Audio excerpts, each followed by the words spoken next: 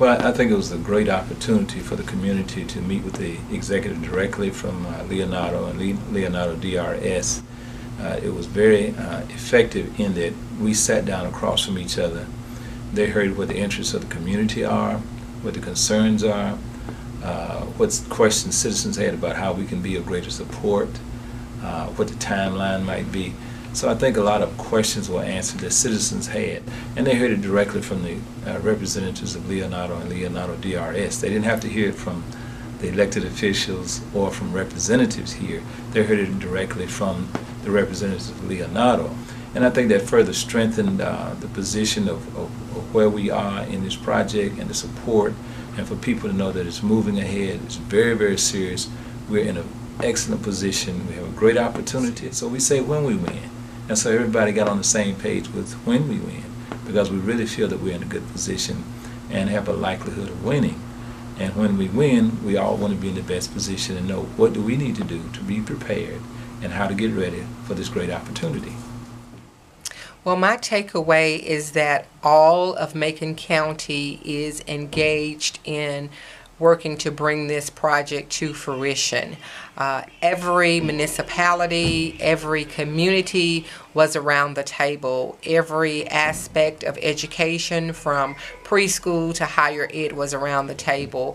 Business partners were around the table. So the thing that I took away most is that there is a sense of community and community energy and synergy that is focused on bringing this project to fruition in Tuskegee, Macon County. My responsibility, I don't care whatever else I do, number one is to represent the people of this city and the best interests of the people of this city and the future of the city. And so we wanted to make sure that we're working together with Leonardo to put that there so that that is addressed as we go along, and not as a side footnote. It's not overlooked. And it can easily be overlooked when you have a major project, a lot of other things going on.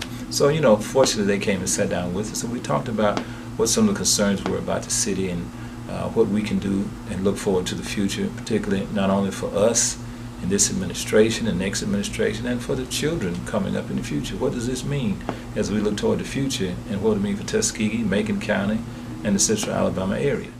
Well, we come from the aspect in the school system that science matters, and matter as an entity is the existence of life itself. And so we have to start at a very early age of getting our young people STEM engaged and STEM literate. And what does that mean for us nowadays? That means that students understand the science behind science, how atoms work, how coding works, how technology works, the biomedical terminology that is thrown around in science, the different careers that are a part of science. And so it requires us to put together a strategic plan and an initiative that starts from preschool all the way through higher ed, which is why Macon County Schools is a part of this initiative.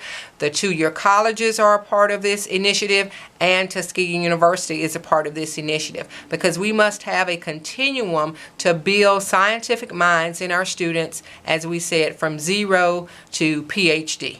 Next is us further positioning ourselves for the opportunity to try to draw as much support as we can for it at every level throughout the United States, particularly anybody related to the Air Force who can hear about it and be uplifted by it and understand how important it is for this area and how important it is for the Air Force and the military.